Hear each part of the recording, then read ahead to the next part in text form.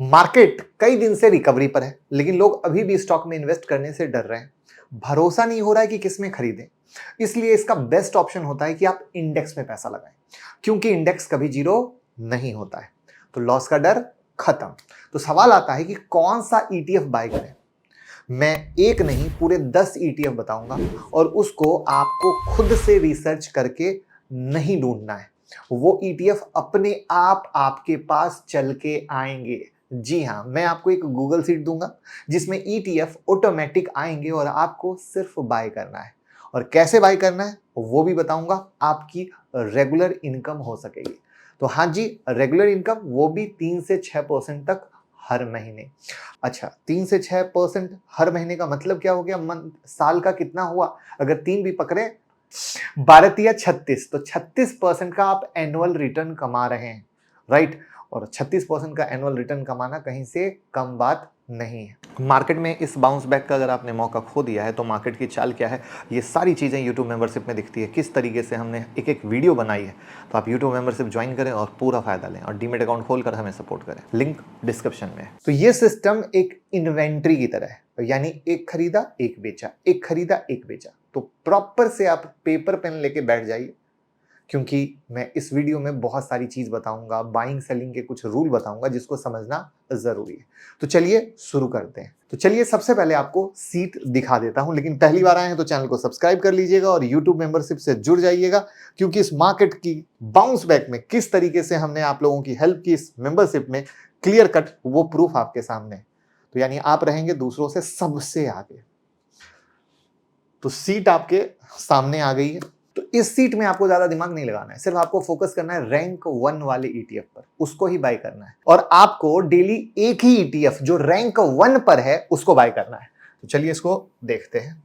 अब ये पूरा रैंक है और ये 1 में कौन आ रहा है, तो इसका कोड है FMCGIETF।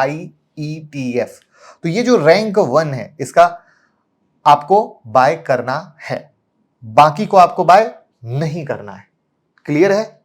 वीडियो यहां खत्म नहीं हुई है, कॉन्सेप्ट अब शुरू होगा कि ये सीट कैसे बनी, क्या है रैंक 1 वाला ईटीएफ और क्यों रैंक 1 को ही बाय करना है। तो अब नोट्स बनाने का टाइम आ गया है, तो चलिए शुरू करते हैं। अब यहां पर रैंक 1 से रैंक 10 तक जो ईटीएफ हैं वो सबसे ज्यादा गिरे हुए हैं, मतलब डाउन, जिसका परसेंटेज आपको यहां पर दिख रहा है, जो अपने 52 वीक लो से रिकवर कर रहे हैं। यानी एक रिकवरी आते हुए ईटीएफ आपको बाय करना है, ना कि ऑलरेडी जो भाग गए हैं उसको खरीदना है। कॉन्सेप्ट को क्लियर रखिएगा। तो इसमें जो रैंक 1 से रैंक 10 वाले ईटीएफ हैं वो वैसे ईटीएफ हैं जो 52 वीक लो से रिकवर कर रहे हैं। रैंक 1 सबसे कम रिकवर हुआ है, रैंक 2 उससे थोड़ा रिकवर हुआ है, जो परसेंटेज वाइज में आप देख पा रहे होंगे। और ऐसे ये पूरी 10 तक की लिस्ट है। अब इसमें बाय करने का रूल क्या है? तो रूल नंबर 1, अपने कैपिटल को 40 पार्ट में डिवाइड कीजिए। कितने में करोगे? 40 पार्ट में। क्यों? क्योंकि अपने को इन्वेंट्री बनानी है। इन्वेंट्री का मतलब ईटीएफ का एक स्टोर, गोडाउन टाइप आप बोल सकते हो। एक खरीदा तो एक बेचा, ताकि रेगुलर इनकम हो सके। कैसे होगी वो बताऊंगा थोड़ी देर में, पहले रूल समझिएगा। तो कैपिटल को 40 पार्ट में डिवाइड करते हैं और जो अमाउंट आएगा उससे रोज एक ईटीएफ खरीदना है जो रैंक 1 पर है। अब एक ईटीएफ का मतलब एक नहीं, जो फंड को 40 पार्ट में बांटा है उसके आधार पे। अब इसको मैं प्रैक्टिकल भी दिखा देता हूं कि ये फंड है। तो अगर आपका फंड 1 लाख का है तो डेली बाय 2,500 का होगा। तो total fund versus daily investment को मैंने इस तरीके से बाइफरकेट कर दिया है कि आपको कहीं से कोई दिक्कत ना रहे। रूल 2, ईटीएफ को आखिरी के आधे घंटे में खरीदना है, यानी 3:30 बजे मार्केट बंद हो रहा है तो 3 बजे। क्यों? क्योंकि कई बार ईटीएफ गैप अप ओपनिंग देता है, क्योंकि बड़े इंस्टीट्यूशन भी हेजिंग के लिए पोजीशन लेते हैं इसमें, जिसकी वजह से गैप अप ओपनिंग होती है। तो मार्केट क्लोज होने से पहले लेना है कौन सा? रैंक 1, और ये नाम बदल सकता है, राइट। आज जब शूट कर रहा हूं तब ऐसा है। लेकिन एक सवाल है यहां, अगर 2 दिन लगातार सेम ईटीएफ रैंक 1 पर रहे तो इस केस में रैंक 2 को बाय करना है। लेकिन एक दिन में एक हो सकता है ना कि आज भी यही दिखे कल भी यही दिखे, तो उस कंडीशन में दूसरे दिन हमें रैंक 2 वाला लेंगे। ठीक है, तो क्या बात समझ में आई? सर एक डाउट है इसमें। क्या?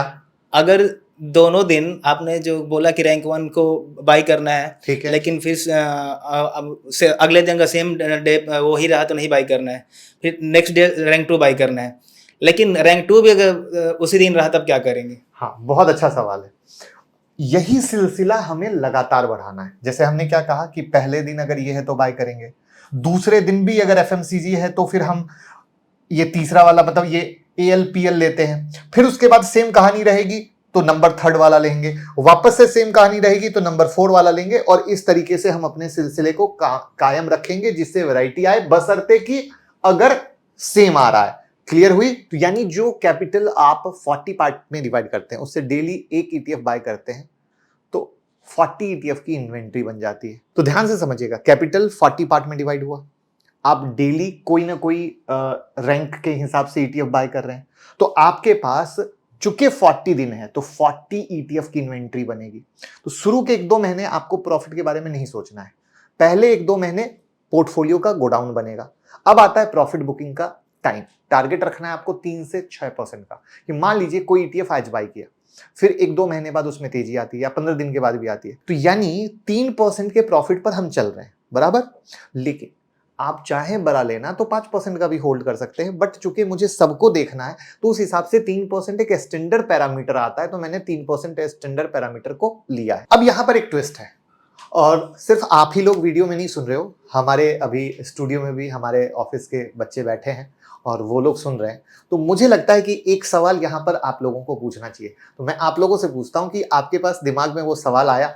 हाँ सर, एक सवाल है कि सर हमेशा तो ऊपर ही थोड़ी जाएगा, अगर सारे गिरे हुए हैं एक ही दिन में तो किसको बाय करना है? बिल्कुल, एवरेजिंग कैसे करें? करेक्ट।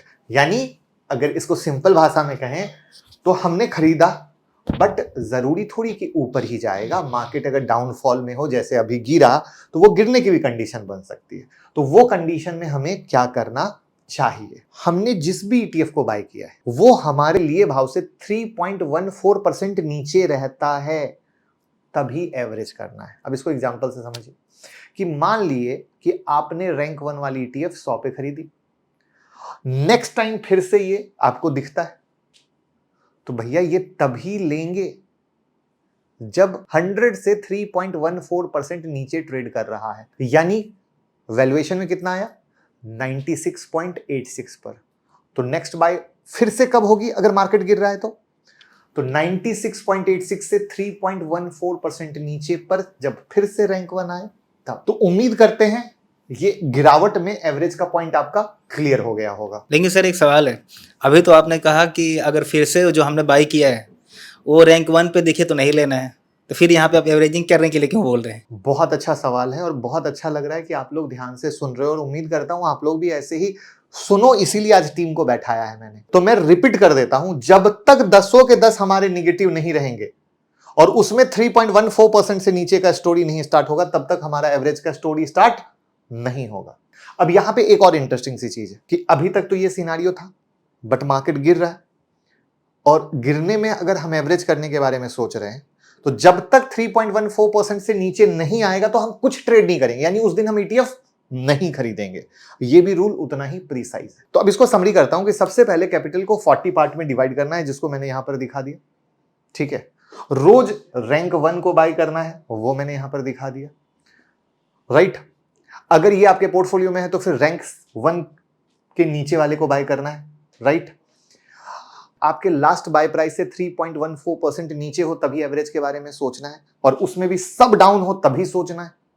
अगर 3.14% से कम डाउन है उस दिन ट्रेड ही नहीं करना है, यानी ऊपर जा रहा है तो कैसे, नीचे जा रहा है तो कैसे, बीच में ट्रेड नहीं करना है तो कैसे, रैंक 1 को प्रायोरिटी देना है वो कैसे, 1 को छोड़ के कब 2 को लेना है, इन सब को मैंने क्लियर बता दिया। लेकिन इस चीज के लिए आपको वीडियो को बार बार देखनी पड़ेगी, इसकी इन्वेंट्री बनानी पड़ेगी। ये सीट में डिस्क्रिप्शन में डाल दूंगा, और हमारे साथ डीमेट खाता खोलकर सपोर्ट कीजिए। इससे क्या होगा कि अगर डीमेट रहता है, आप ये सब हमारी स्ट्रेटजी यूज करते हो तो हमारी टीम हेल्प करेगी। फिर भी अगर डाउट हो तो आप कमेंट में पूछिए, तो भी हम आपकी हेल्प करेंगे। जो हमें आइडिया मिला है महेश चंद्र कौशिक जी से मिला है, मैं उनका धन्यवाद देना चाहूँगा। बाकी आप बस वीडियो को शेयर कीजिए, प्यार दीजिए, मोहब्बत दीजिए। Thank you so much.